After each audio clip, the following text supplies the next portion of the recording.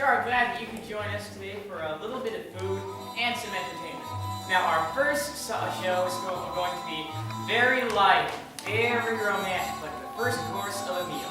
And it's one that you all know. It's the famous garden scene from Romeo and Juliet.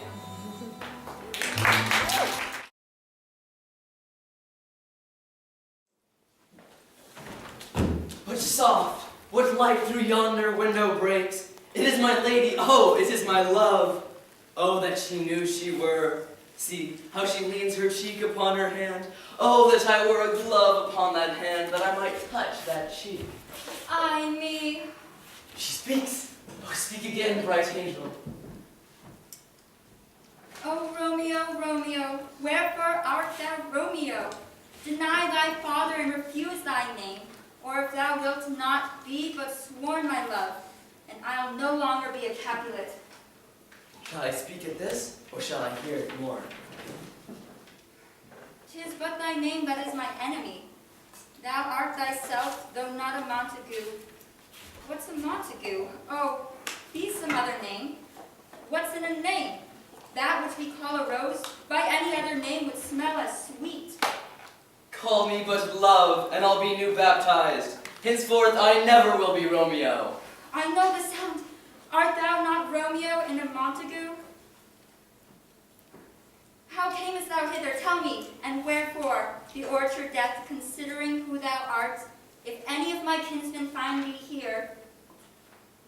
With love's light wings that I o'erperch these walls, for stony limits cannot hold love out. If they do see thee, they will murder thee. By whose direction camest out this place? By love, who first did prompt me to inquire. He lent me counsel, and I lent him eyes. Thou knowest the mask of light is on my face, else would a maiden blush bepaint my cheek. Dost thou love me? Lady, by yonder blessed moon, I swear that tips with silver all these fruit tree tops. Oh, swear not by the moon, the inconstant moon, that monthly changes in her circled orb, lest that thy love prove likewise variable. Well, what shall I swear by? Do not swear at all. If my heart's dear love. Well, do not swear, although I joy in thee. I have no joy in this contract tonight. Good night, as sweet repose and rest come to thy heart as that within my breast. Oh, wilt thou leave me so unsatisfied? What satisfaction canst thou have tonight? The exchange of thy love's faithful vow for mine. I gave thee mine before thou didst request it, and yet I would it were to give again. Wouldst thou withdraw it? For what purpose, love? But to be frank and give it thee again. Yoo-hoo! I hear some noise within, dear love. Adieu. Anon, good nurse. Sweet Montague, but be but true. Stay but a little, I will come again.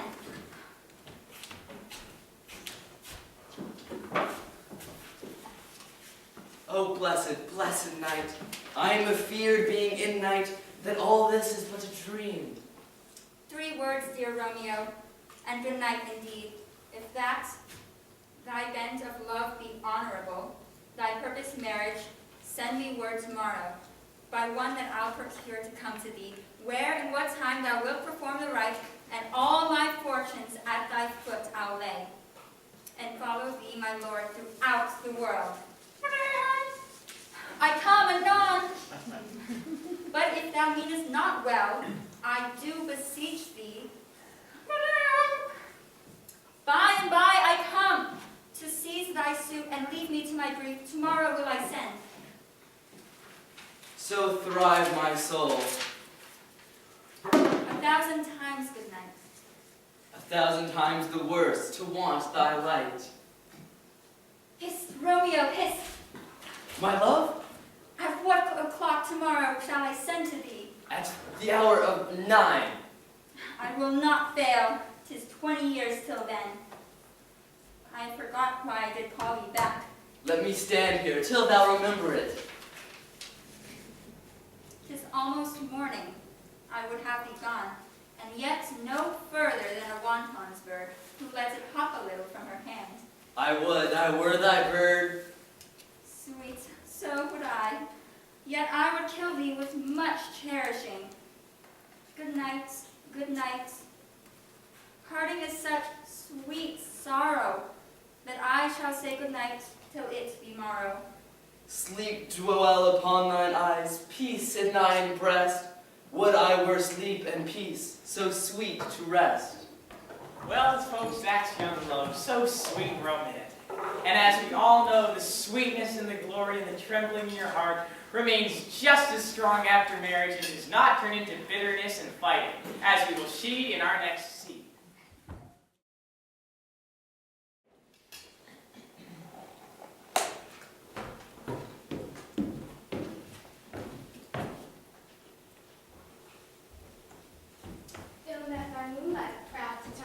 What, jealous, Oberon? Fairy skip hence, I've forsworn this bed. Tired, rash wanton, am I not thy lord? Then I must be thy lady. But with thy brawls thou hast disturbed our sport. Therefore the winds piping to us in vain, as in revenge for such a from the sea. Continuous fogs that falling on the land made every pelting river made so proud, they've overborne their continents. And this same progeny of evil comes from our debate, our dissension. We are their parents and originals. Do you amend them? It lies in you. Why should you turn your crosser over on? I do but beg a little changeling warning. Set your heart at rest. The fairy lad bites not the child of me. His mother was a votress of my order, but she being mortal, of that cruelty died. And for her sake do I rear up a boy, and for her sake I shall not part. How long within this woods until you stay? Perchance till after Theseus' wedding day. If you'll patiently dance in our round, and see our moonlight revels, go with us. Give me that boy, and I will go with thee. Not for thy fairy kingdom. Fairies away. I shall chide down if I longer stay. Well, go thy way. Thou shalt not to this grove till I torment thee for this injury. We have seen a tragedy, and we have seen a comedy. So now it's only fair for a history. And you can join all of us in not truly understanding what a history is, but there are some comical parts, as we will see in our next scene. Hello everyone. A little prelude to this scene. In Henry V's army, which was conquering France, there were some Welsh soldiers who dressed differently and did some other things like wear leeks in their caps upon a special holiday. One of these Welshmen was rather blatantly teased by another soldier, and the results of what happened are presented to you. Nay, that's right, but why wear you leek today? St. David's Day is past. There be occasions and causes, why and wherefore in all things. I will tell you, asked my friend, Captain Gower. The rascal, scold, beggarly, lousy, pragging knave, pistol, who you and yourself and all the world know to be no better than a fellow, look you now, of no merits. He has come to me and brings me bread and salt yesterday, and bid me eat my leek. It was in a place where I could breathe no contention with him, but I will be so good as to wear it in my cap until I see him once again, and then I will give him a little piece of my desires. Huh. Why, here he comes, looking like a turkey cock. 'Tis no matter for his swellings nor his turkey cocks. God bless you, ancient pistol, you scurvy, lousy knave. God bless you. Ha! Art thou beldam? Dost thou thirst be Torgin? Have me fold up Hercules' fatal web? Hence, I'm qualmish at the smell of leek. I beseech you heartily, you scurvy, lousy knave, and my requests, and my petitions, and my desires to eat, look you, this leek. Because, look you do not love it, nor do your appetites, and your affections, and your desires do not agree with it. I would desire you to eat it. Not for Caldwaller and all his goats. There is one goat for you. Will you be so good, scold knave, as to eat it?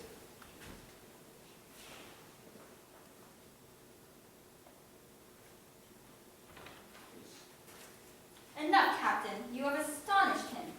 Indeed. He says I true if I die, when God's will is. But I will ask you to live in the meantime and eat your victuals. Come. There is sauce for it.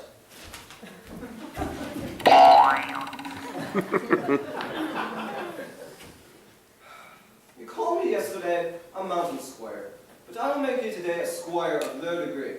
I pray you, fall to. If you can walk a leak, you can eat a leek. Must I bite? Yes, certainly, and out of doubt, and out of question too, and ambiguities.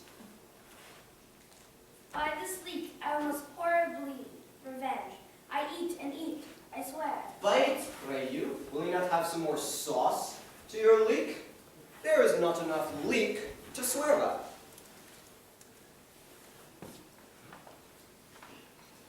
Quiet thy cudgel. Dost thou see? I eat. Much good do you, scold knave, heartily. Nay, pray you, throw none away. The skin is good for your broken coxcomb. When you take occasions to see leeks from now on, I pray you, mock at them. That is all. Good.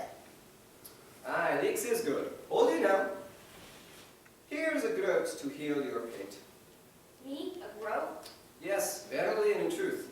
You shall take it, or I have another leek in my pocket, which you shall eat. I take thy groat in earnest of revenge. If you owe me anything, I will pay you in cudgels. You shall be a woodmonger, and have nothing of me but cudgels. God be with you, and keep you, and heal your pate. All hell shall stir for this.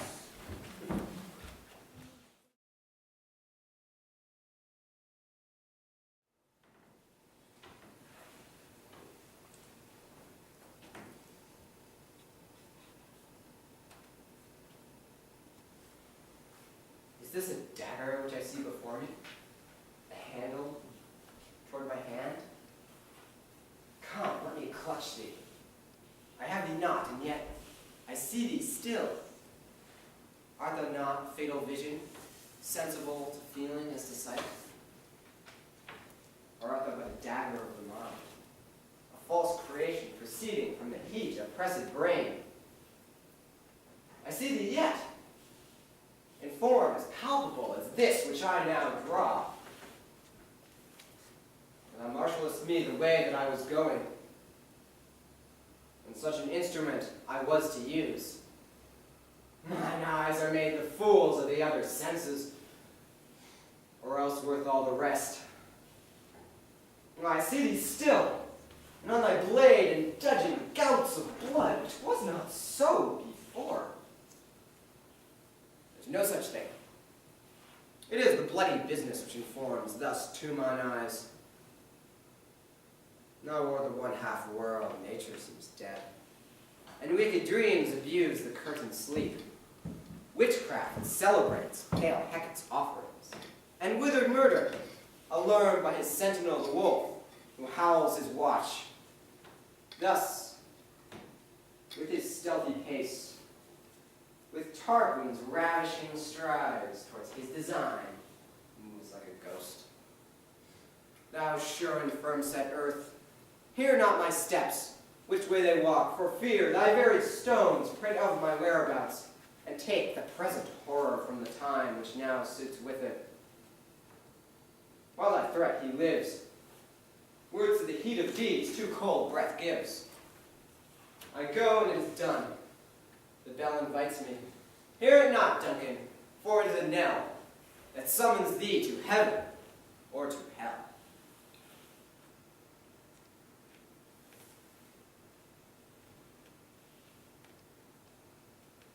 So,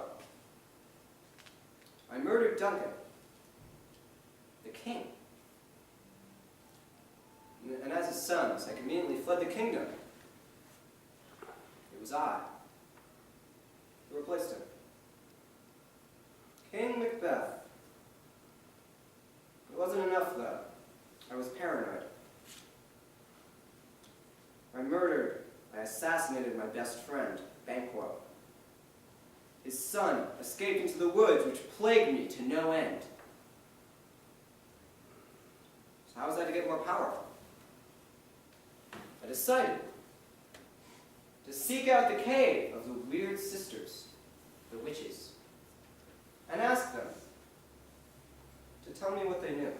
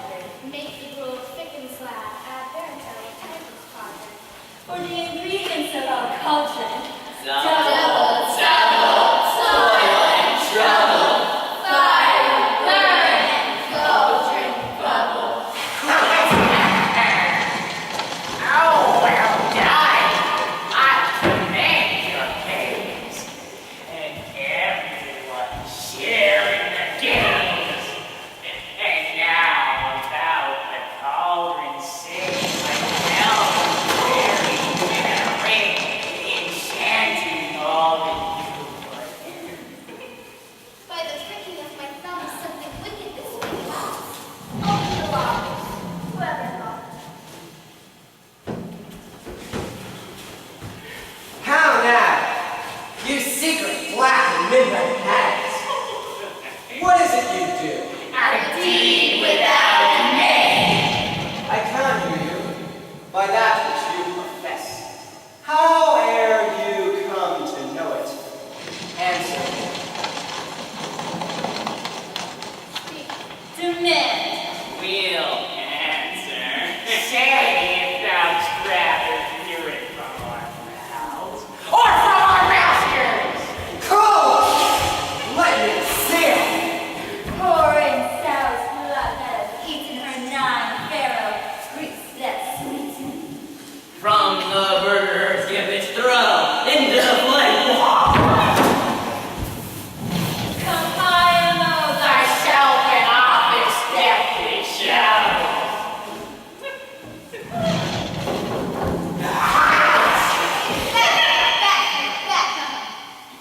Beware the duck, beware the final fight. Dismiss me enough. He will not be commanding. Here's another, more potent than the first. Macbeth, Macbeth. Had I 3 years, I feared thee. Be bloody bold and resolute, for none by the born shall harm thee. Then live, Macduff. What need I fear thee? But yet, I'll make assurance double sure, and take a bond of fate. Thou shalt not live, that I may tell pale-hearted fear lies, and sleep in spite of thunder.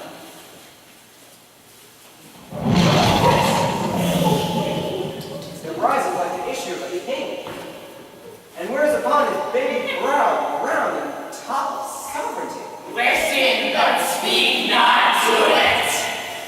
Be lying never proud and take no care. We chase too fresh to where conspirers are. Macbeth will never vanquish thee until great Britain to hide us in the hill shall come against thee. That will never be. Who can impress the forest? Be the tree unfixed with earthbound foot.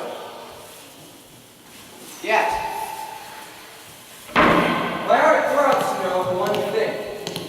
Tell me, if your art could tell so much, will banquos issue ever reign in this kingdom? Seek to know no more. I will be satisfied.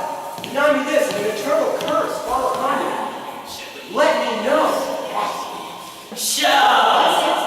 What noise is this? Show!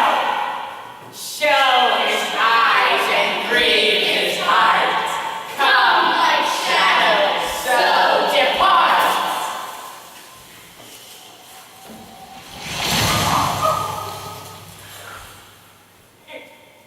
Thou art too like the spirit of Banquo. Down! Filthy hags! What, will the line stretch out to the crack of doom? What? Is this so? I said this is all so. Why stands Macbeth thus amazing? Come, sisters, cheery up these friends and show the basketball play. I'll charm the air to give a sound, while you perform your answer ground. At this great king may kindly say, Our duty to do is welcome.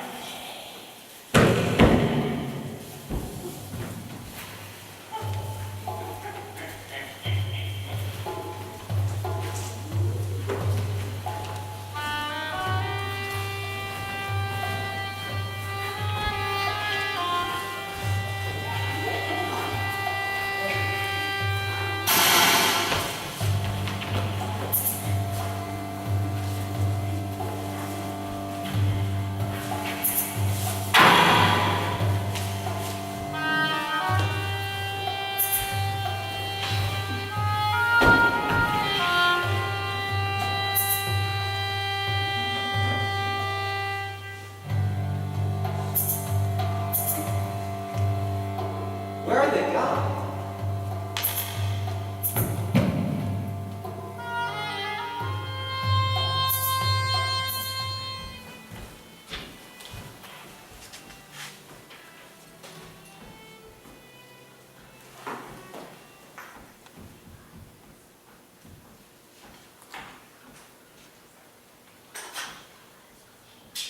I have 2 nights watched with you, but can perceive no truth in your report.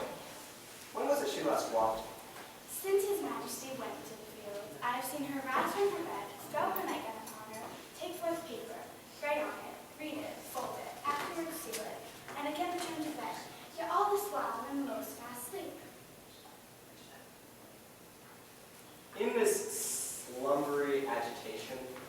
Besides her walking and other actual performances, what at any time have you heard her say? That, sir, which I will not report after her.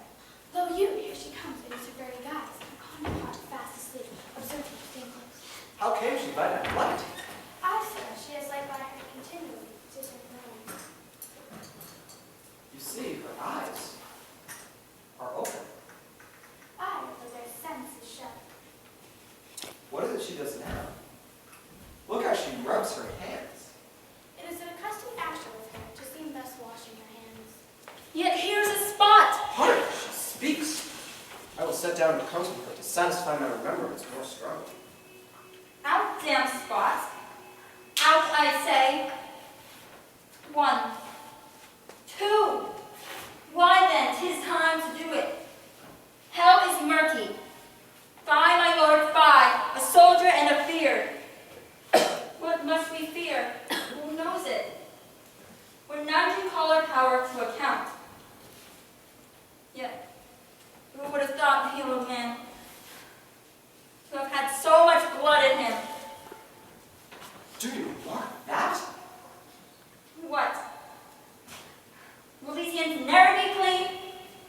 No more of that, my lord, no more of that.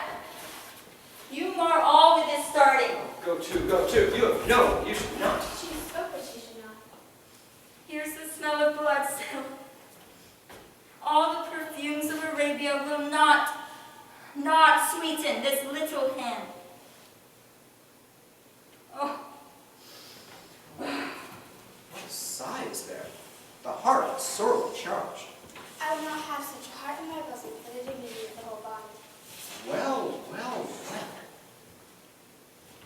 Pray God in peace, sir. This disease is beyond my practice. Yet I have known those who have walked in their sleep who have died wholly in their beds. wash your hands. Put on your nightgown. Look not so pale, I tell you yet again. Banquo's buried. You cannot come out on spree. Even so. To bed, to bed. There's a knocking at the gate. Come, come, come, give me your hand. What's done cannot be undone. To bed, to bed. Will she go now to bed? Directly. Foul whisperings are abroad. Unnatural deeds do breed unnatural troubles. Infected minds to their death pillows will discharge their secrets. More needs she, the divine, than the physician. God, God forgive us all. And so good night.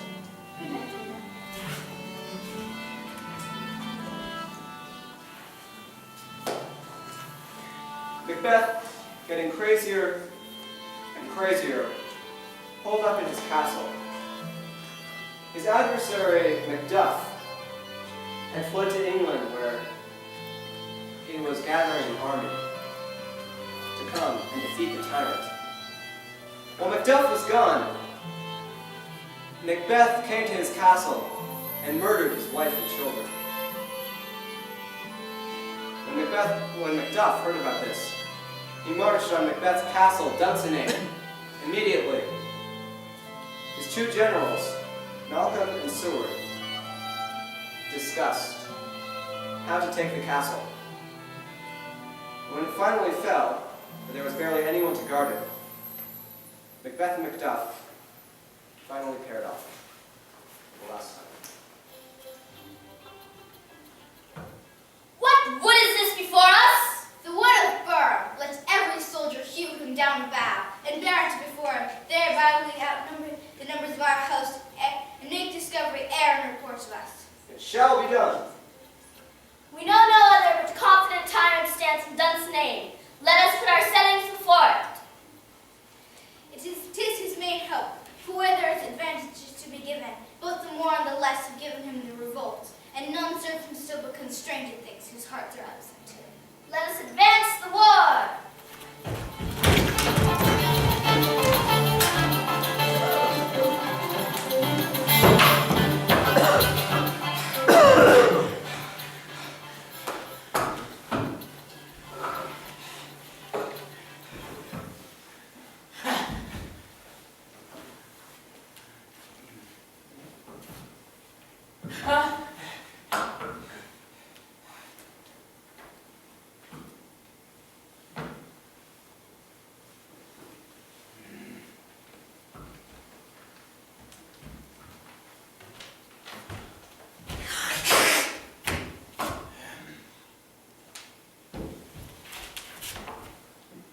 Why should I play the Roman fool and die on my own sword?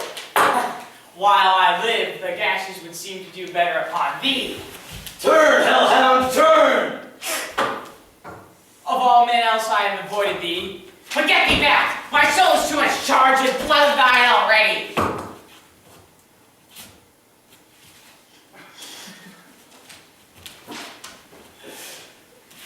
I have no words. My voice is in my sword. Thou bloodier villain than terms can give thee out. Roar!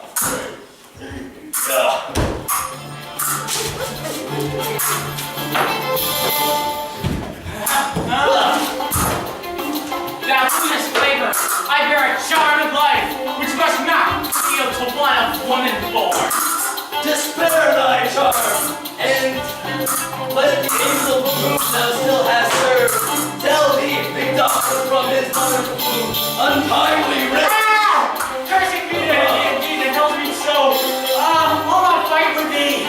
Then yield thee, coward! I will have thee as our rarer monsters are, painted on a pole, and under it, here may you see the tyrant. I will not yield. Never! Oh, never! I will not yield to kiss the ground before young Malcolm's feet.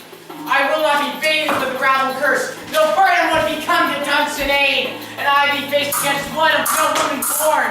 Fight! Hi-yah! Lord!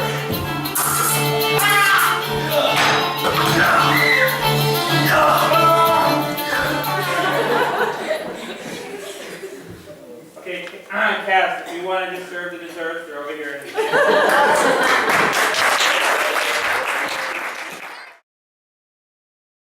So the monologues, as I said, are what we've worked on the most. They tried to pick theirs the first week or two, and we kept plowing away with it. And it's challenging because they're on their own, and they tend to be long passages, and they're hard to memorize, and you have to really get behind it. You have to really understand the intent of the monologue and how it fits in the original story, how it can also be filled out, and attaching all the potential meanings that maybe aren't inherent in the original character. In other words, you can slant it a little bit, and you'll notice when Erica does hers that she's kind of very much made it kind of a whole different piece.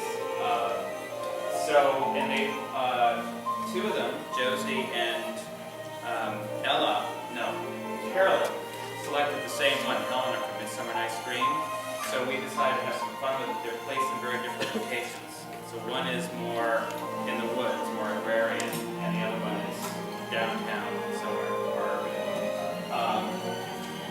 And the last piece I want to say about it is that we decided after they'd all learned them that what would be fun is if we performed them almost as if it was sort of an actor's workshop.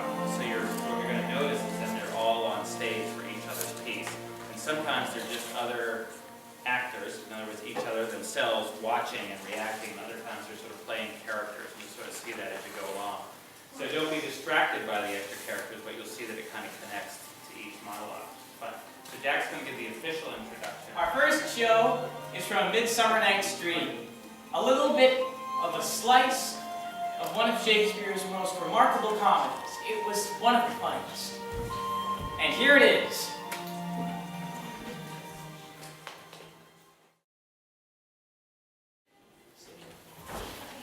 For those who haven't seen Midsummer Night's Dream, let's just going to give background of what's going on in Helena's head right now.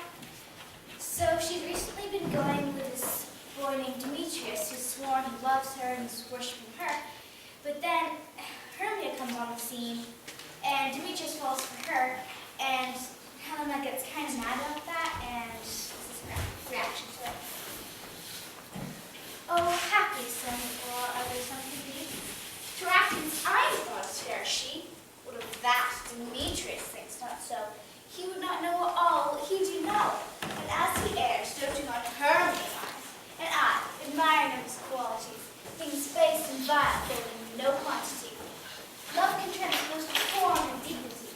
Love looks not with the eyes, but with the mind, and therefore is beneath people's gates and blind. And nor hath love's mind any judgment in it, wings and no eyes, figure unheeding haste. For ere Demetrius looked on Hermes' eye, he held out a feeling mind.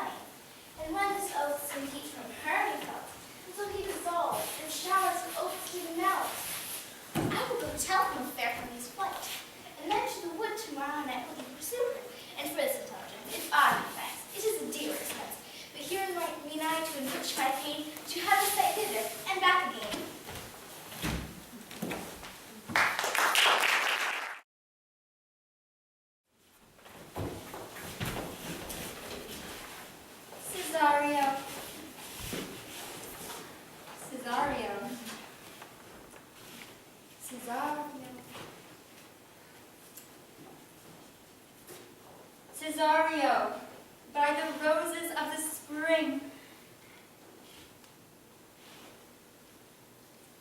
Cesario, by the roses of the spring, by maidhood, honor, truth, and everything. Oh, what a deal of scorn looks beautiful in the contempt and anger of his lip. A murderous thought cannot come so soon. This night is noon.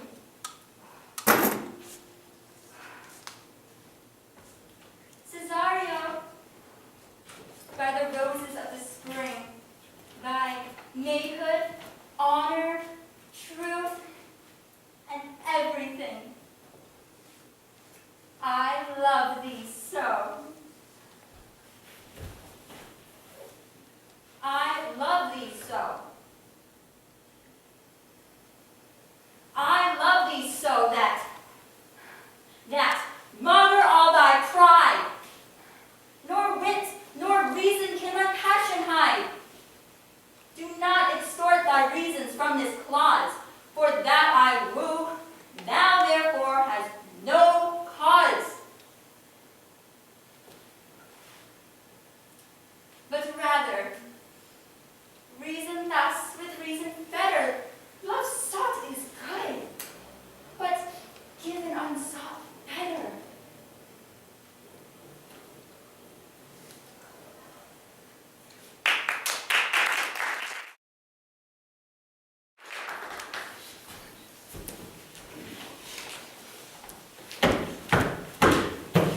Our next monologue will take place back in the days where all the land from Cornwall to Thebes to Portugal was under the control and at the feet of the mighty Roman Empire. And the emperor has just died. Friends, Romans, countrymen, lend me your ears. I come to bury Caesar, not to praise him. The evil that men do oft lives after them. The good lies oft interred with their bones. So let it be with Caesar. The noble Brutus hath told you Caesar was ambitious. If it were so, it were a grievous fault, and grievously hath Caesar answered for it. But Brutus says he was ambitious, and Brutus is an honorable man. So are they all honorable men. You all did see that thricely at the Lupercal, Caesar appeared to me, and I thrice presented him with a kingly crown, which thricely he did refuse. Did this in Caesar seem ambitious? But Brutus says he was ambitious, and Brutus is an honorable man. Many times, Caesar hath made great campaigns into foreign lands, and brought back kings, kidnapped, whose ransoms did the general coffers fill. Did this in Caesar seem ambitious? But Brutus says he was ambitious, and Brutus is an honorable man. When that the poor hath cried, Caesar hath wept. Did ambition should be made of sterner stuff? But Brutus says he was ambitious, and Brutus is an honorable man. Oh, judgment, thou art fled to brutish beasts. You all did love Caesar once, not without reason. What cause prevents you then from mourning for him now? I beg thee pardon. My heart is in the coffin there with Caesar, and I must wait and pause a while till it come back to me.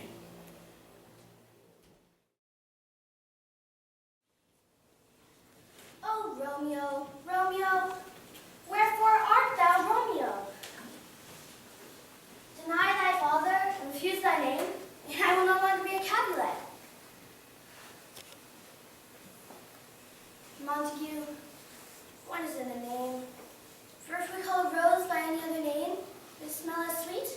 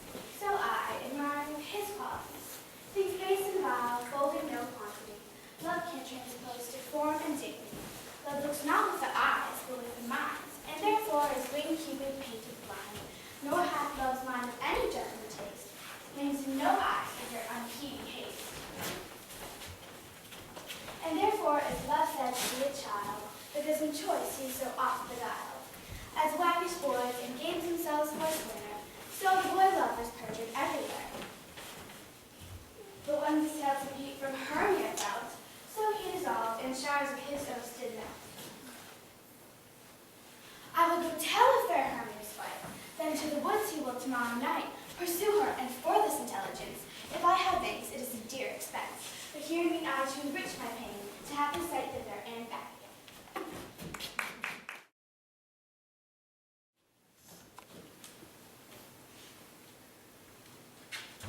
All the world's a stage, and all the men and women merely players. They have their exits and their entrances, and one man in his time plays many parts, his act being 7 ages. At first, the infant, mewing and puking in the nurse's arms, and then the whining schoolboy, with his satchel and his shining morning face, and then the lover, oh, sighing like a furnace, with a woeful ballad made to his mistresses, the eyebrow, and then the soldier, full of strange oaths and bearded like the pard, jealous in honor, sudden and quick in quarrel, seeking the bubble reputation even in the cannon's mouth. And then the justice, in fair round belly, with good cap and line, with eyes severe, and beard of formal cut, full of wise saws and modern instances. And so, he plays his part. The 6th age shifts into the lean and slimpered pantaloon, with spectacles on nose and pouch on side, his youthful hose well saved, a world too wide for his shrunk shank, and his big, manly voice turning once again toward childish treble pipes and whistles in his sound. 7th stage of all that ends this strange, eventful history is second childishness and mere oblivion. Sans teeth, sans eyes, sans everything.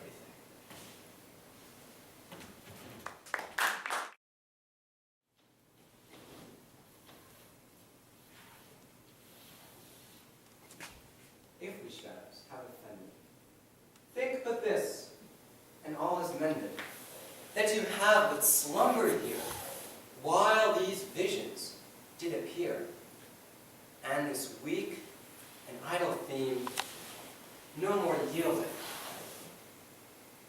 but a dream. Gentles, do not reprehend. If you pardon, we will mend. And as I am an honest puck, if we have unearned luck, now to scape the serpent's tongue, we will make amends ere long. Else the puck a liar come. So good night unto you all. Give me your hands, if we be friends, and Robin shall restore